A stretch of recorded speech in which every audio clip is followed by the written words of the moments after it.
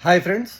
ఈ మన air India విమాన ప్రమాదం జరిగినప్పటి నుండి మీరు చాలా కరెక్ట్గా గమనిస్తే ప్రతి యూట్యూబ్ ఛానల్ కానీ, ప్రతి ఇన్స్టాగ్రామ్ అకౌంట్ కానీ, లేదా న్యూస్ ఛానల్స్ కానీ ఏదో ఒక విమానానికి సంబంధించిన చెదురుమదురు ఘటనలు జరిగినవన్నింటినీ రిపోర్ట్ చేస్తూ ఈ విమానంలో ఫ్లాప్స్ సరిగా పనిచేయక మళ్ళీ ల్యాండ్ చేయాల్సి వచ్చింది, ఈ విమానం ఎగరక ముందే పొగలు వచ్చాయి, ఈ విమానం ఇంజన్లో కాస్త మంటల్లాగా కనిపించడం వల్ల ల్యాండ్ చేసేశారు, ఇంకొక విమానం యాక్చువల్గా ఎగరకుండా ఆపేశారు అని చెప్తూ ఉన్నారు. మీరు ఒక విషయం గమనించాలండి.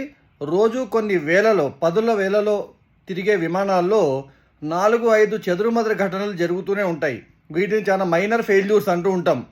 ఇప్పుడు ఏమైందంటే మనకి ఎయిర్ ఇండియా విమానం కూలిపోవడంతో ఇండియా మొత్తము ఈ ఫ్లైట్స్ గురించి ఆలోచిస్తుందని వాళ్ళకి తెలుసు కాబట్టి దొరికిందే ఛాన్సు అదనుగా వాళ్ళకి ఎన్ని వ్యూస్ పడితే అన్ని వ్యూస్ లాక్కోవచ్చు అనే ఉద్దేశంతో జనాలందరూ కూడా ఈ ఫ్లైట్ యాక్సిడెంట్ సంబంధించి ఎక్కువగా న్యూస్ చూస్తున్నారని తెలిసి వాటిని హ్యాష్ ట్యాగ్లుగా @లుగా పెట్టేసి మీ వ్యూస్ కోసం చేస్తున్న వీడియోలు మాత్రమే.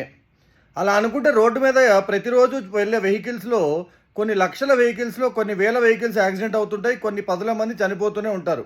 ఇండియాలో మీకు తెలుసో లేదో రోడ్డు మీద ఉన్న గుంతల వల్ల టెర్రరిజం వల్ల కన్నా చనిపోయిన వాళ్ళకన్నా ఎక్కువ మంది చనిపోతుంటారు ప్రతి సంవత్సరం. సో ఒక్కసారి మీరు చేయాల్సింది ఏంటంటే ఇలాంటి చెదురుమదురు ఘటనలన్నీ ఆలోచించి అయ్యయ్యో ఇలా జరిగిపోతుంది 2025 అంతా బాగాలేదు అనుకోవద్దండి. ఇవన్నీ నార్మల్గా ఎప్పుడు జరిగేవే.